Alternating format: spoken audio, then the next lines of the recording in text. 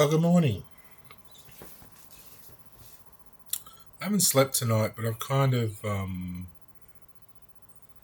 resting, so it's kind of like sleeping in a way because I feel satisfied. The work I've done tonight makes me feel better, so it's kind of like sleep is like shutting off your mind and your body slows down. Sometimes it can stop even your heart rate, and you can. It's sort of like it's almost like dying asleep and then waking up in a way. What I do overnight to rest, I do a bit of work, which, because I haven't been out today, done much, it makes me feel better doing a bit of work in the house overnight.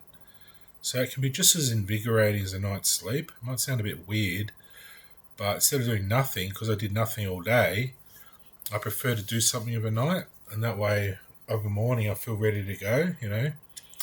And sometimes I might just nap for 2 hours and then I'm okay. But it gets your body circulating, doing a bit of work like fixing up my turntables.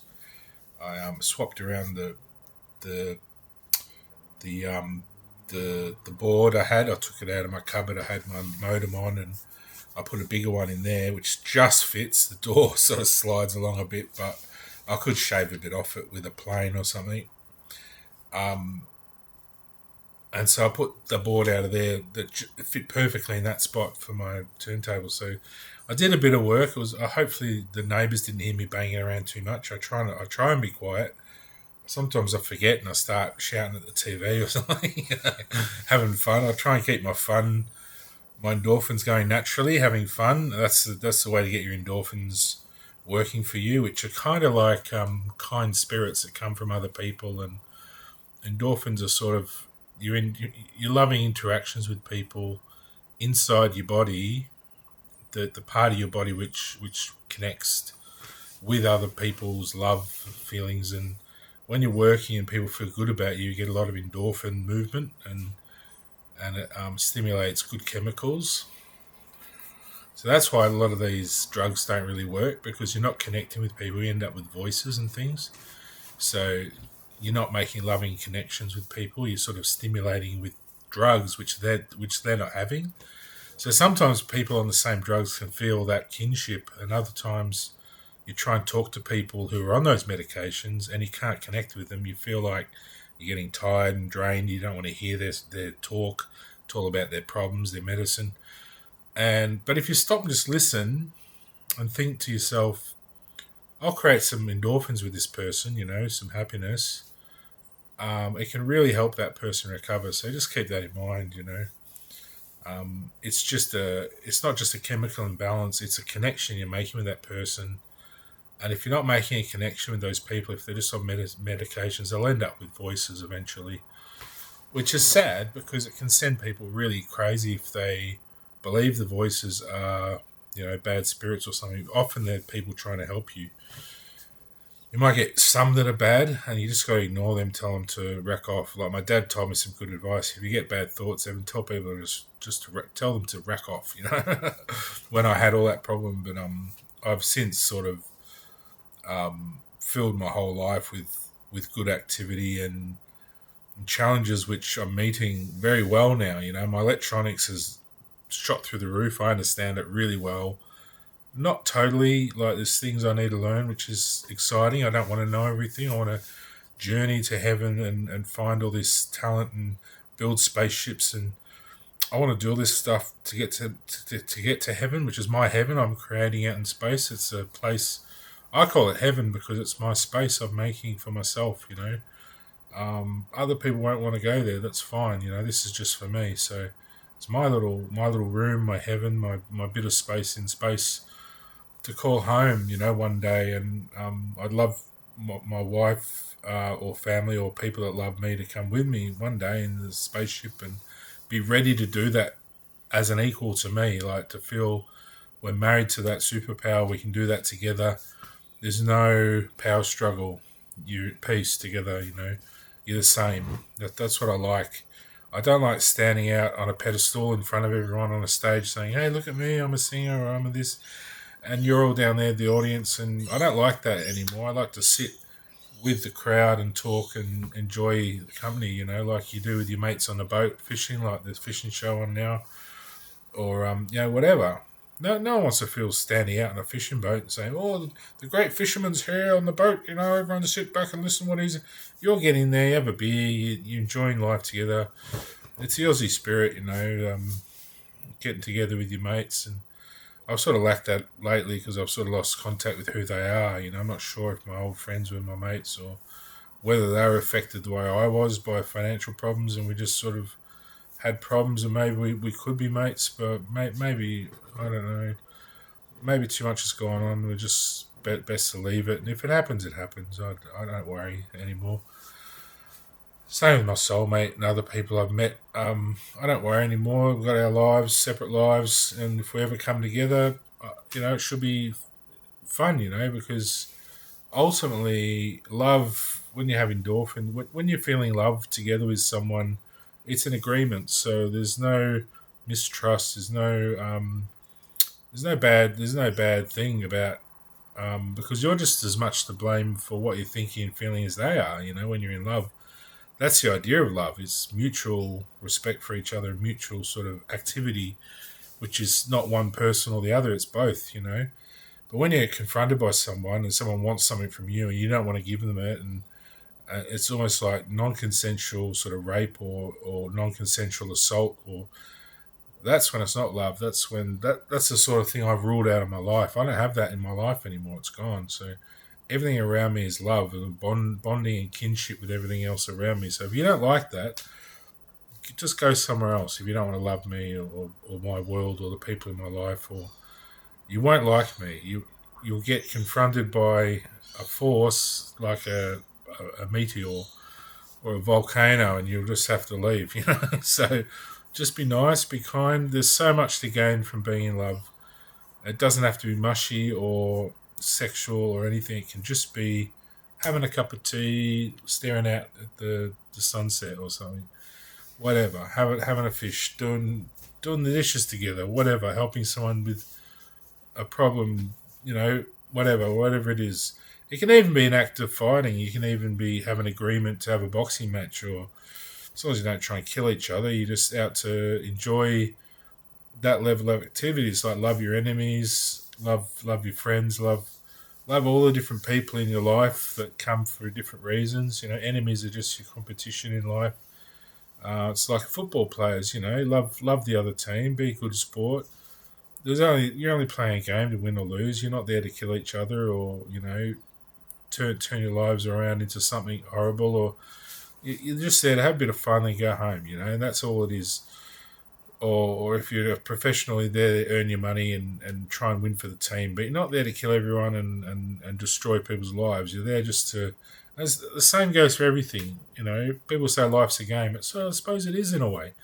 Because you're wanting to meet someone, you're trying to find a way to find them. Me, I feel like they're all everywhere. They're all around, and it's just a case of me getting out, looking nice, and bumping into someone, and just having that mutual love at that time that sparks something. They see something good in you, you see something good in them, and something happens, and that's all I look forward to. I don't like the idea anymore of assaulting people to get what I want or anything. Look, I might have done that 50 million years ago, but I'm sort of over that now. And I grew up really in a very, not religious, I wasn't religious, but a very, there was Christianity in our life. We would go to church for weddings, funerals. We would have religious instruction. We would sometimes go to church for events and fates, and we'd visit the church for different things. Sometimes we wander in there and have a look at what's going on. But it wasn't just about the church. It's more about you could just sit at home, know you're safe. You wouldn't have to worry if your doors and that were open of a day. You could just wander up the street, come home, nothing would worry. Look, people might have broken in, pinched stuff at some point. I never noticed, honestly. There was some times when some friends would come around, you feel like they're using you up a bit, they sort of use your stuff and bugger off. But some friends are like that, and usually they're on drugs and other things, so, smoking weed or whatever. They're a bit insensitive people when they're on that. They're sort of into their own little strange little world, so But what I wanted to say was, this whole thing about God, um, it didn't just come into my life because I had this rave accident. Um, I've always felt surrounded by God when I was born, but I never. It's just like saying, "Oh, I've got mum and dad. I'm different. I've got a mother and father. You don't have that, do you?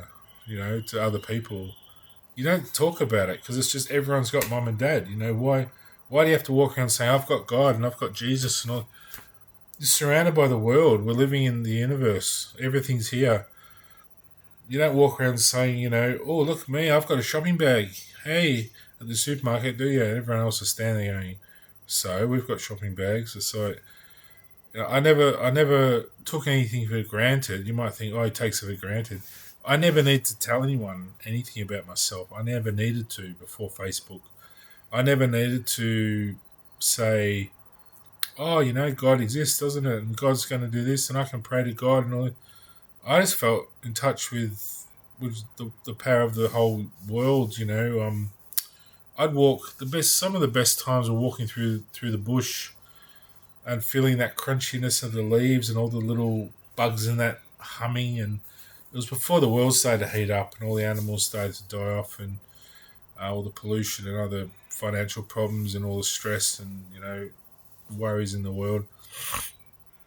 It was a bit more, let's go up to Mount Samari, go up there and there'd be all nice paths to go on and crickets chirping or Powers Lookout or wherever we used to go.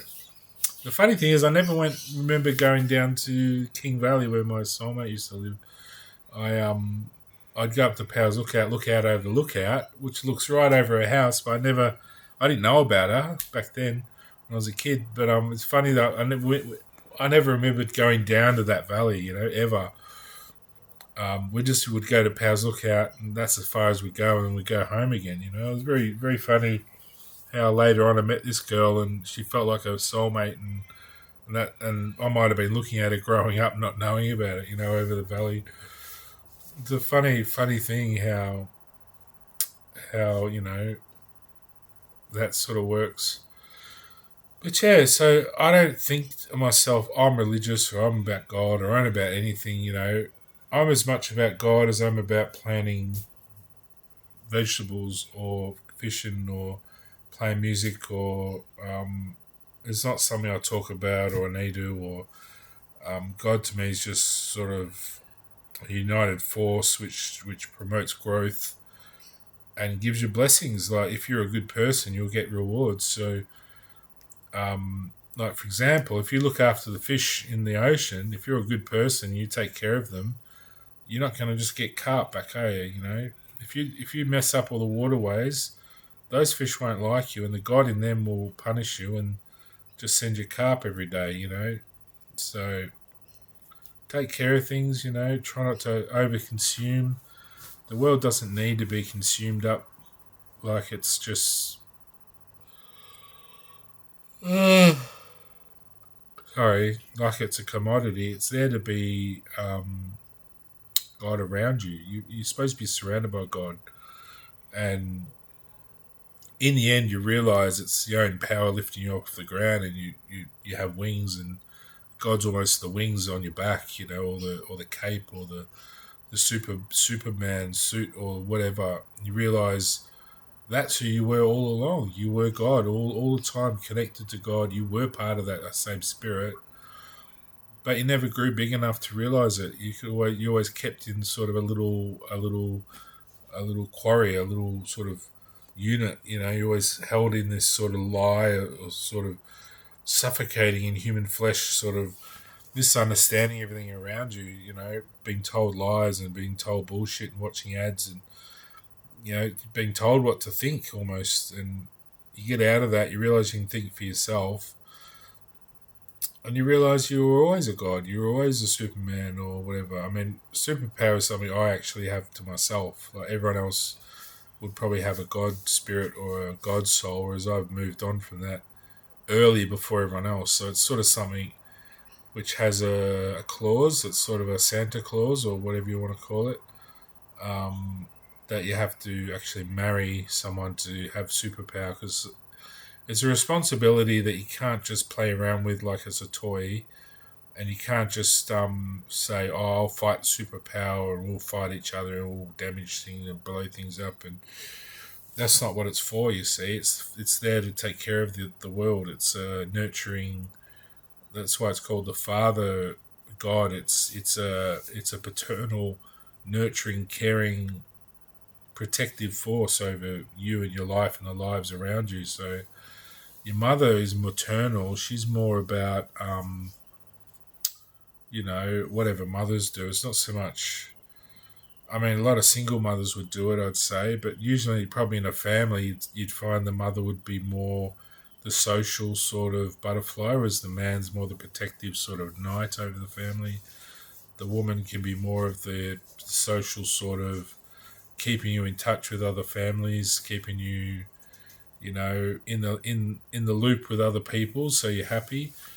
Men traditionally are probably more of the a bit more brutal in a good way. They'll be more abrupt, more honest. Women will lie and sort of make up things to keep everyone happy, keep everything afloat.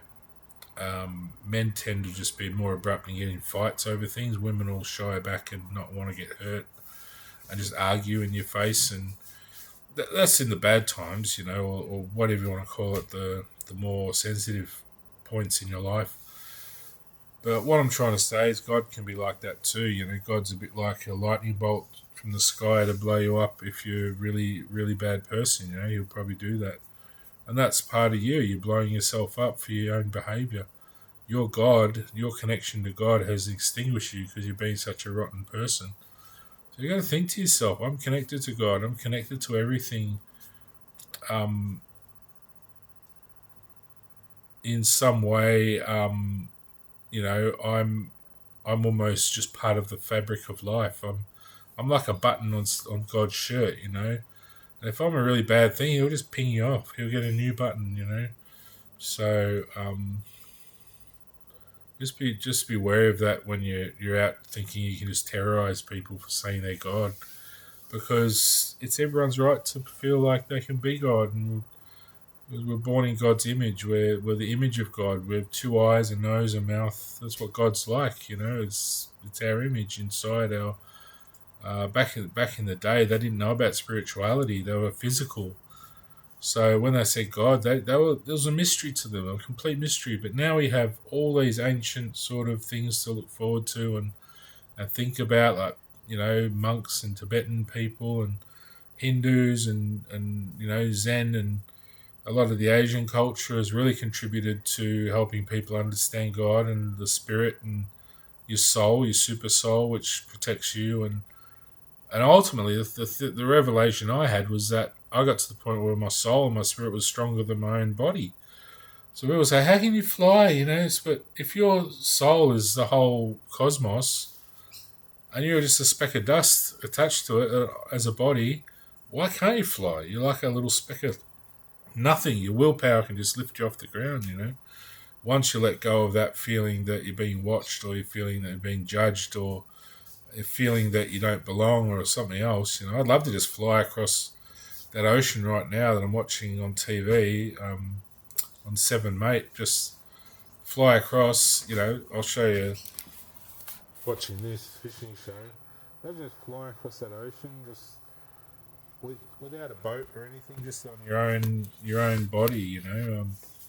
Because that ocean by then is less than you're stronger than an ocean in a way, because that's physical, and you're a spirit that's stronger than your own physical body. You can almost manipulate that ocean and spray it and do all sorts of things. So that's the thing. You got to realize your body's not the strong part. The flesh is weak.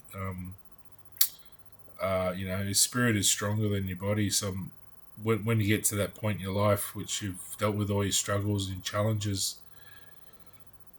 So yeah, everyone has the right to believe in the God that they want to believe in. If they want to believe Jesus is their Son of God, or whoever, as long as you're doing it in a good way, and you realise that the connection that which really works with other people is love, It doesn't have to be sex. It could just be like these two blokes sitting there enjoying fishing. It's love. You know, they love being with each other. They love spending time together. They love catching fish. You know, I like always using those sort of words, love. For some people, it's hard. It's hard to say I love. You know, they've been hurt so much, and it's not normal for men to say that to each other. They think they're faggots or something. You know, they might be. They might like to punch a hole in the rough. You know, but um, a lot of blokes don't. They just like the company of their mates, and they just like going out and being with people who understand what they like. You know, their wife might not know what they're sort of doing. They might not know how to tie a jig thing to fish with 5 hooks or something. And women get annoyed with all that sort of crap and don't want to be involved. They want to go and sit on the beach and play with the kids or the cat, the dog, or go up the cafe and have a coffee. You know, the men are happy to have a beer and sit on the boat and float around all day.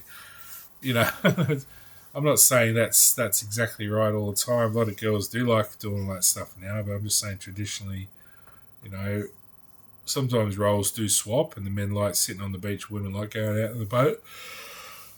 Uh, like I had a girl helping me fish, and she was very good at all the fishing knots and all the stuff.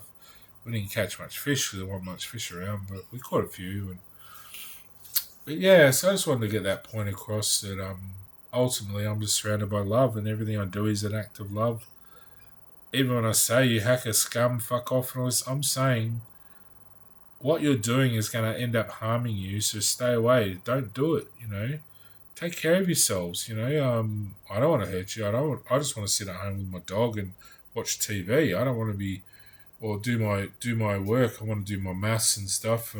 I don't understand this thing that you're scared of someone for wanting to build a spaceship.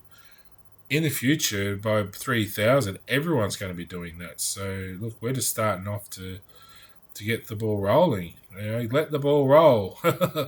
You let it happen. You know, the world's big. There's enough space out there for everyone. The heaven up there, there's rooms for everyone. You can have a room as big as you freaking want. You know, why fight over property or anything? There's so much to have. You know, you just got to open your eyes up and see. There's so much out there that we could all live on Saturn, the size of on Earth, the size of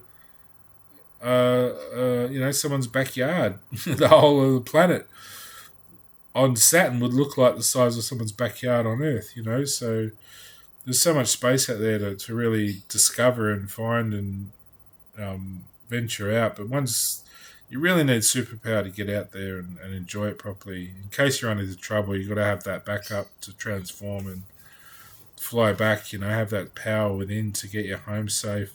If for whatever reason your ship blows up or something, you know, you got to be able to jettison home or get out in space and fix your spaceship. If you're in a little spaceship like a TIE fighter or an X-wing, and something happens to it, you start spinning off in space. What are you going to do? How are you going to get home if your jets don't work? You got to be able to get out of your pod, hang on to the thing, fix the wires and everything or whatever, and get back in your ship and fly home. You know, how are you going to do that in a spacesuit when you're in the X-wing? You got to think about these things. You know, you might think it's all ridiculous, but everything we're doing in life has meaning. Even watching Superman, Spider-Man, these dreams come because of real problems. You know, there's so many spiders in the world now. Spider-Man's going to have to do something about it. You know, there's people out there getting bitten to death by spiders. It's plague proportion of spiders. Not so much mice, but a lot of insects and things. You know, I don't sort of get worried anymore by it. It was a fair while that I was getting bothered by it. That last flood in Sydney, when I lived there, all the spiders come out of the grass. They're everywhere, all over the walls and everything. And lucky I wasn't there, but I saw the videos. But yeah, look, it's just scary how many spiders are down there everywhere.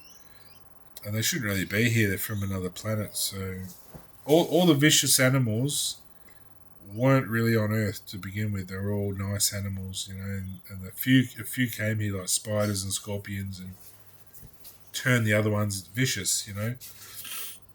Even snakes weren't that bad. They were more like pythons, not really like venomous or anything. They've all learnt to be that way to protect themselves, you know. So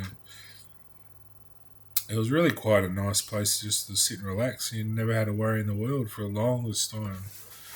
Ages, thousands and thousands of years, and then all these problems start. But it's just sort of give us the motivation to get out there and find something new, you know, find some new planets to find and all that stuff. So, yeah, I always try and be positive. That's part of love. Being kind, being positive, being helpful, all the good qualities, you know. Love comes from good reactions and good responses with people, so not so much bad ones, you know. Um, there might be some people that say, oh, you can do anything you want. I think that attitude is just, you know, ignorance, really. You can just do whatever you want. I mean, who goes to someone's house and tips horse shit all over the floor and you know, smashes all the windows, burns the place down and walks off, you know? You don't just do whatever you want in life. You do what you need to do in the day to get through the day and enjoy life with other people, and that's all you have to do. You don't have to do all this other shit. People, you know, these weird egos now. You have to go and do all this stupid stuff. You're being used, you know. You're being corrupted to be idiots. You know, you don't have to be that. So the internet's doing it to you. I do suffer a bit from that. Doing videos and things, not really getting any responses. It's a bit like talking on the phone to yourself. But, you know, it's just what life is. So, anyway, I just want to get that point across. Have a good day. I'll see you later.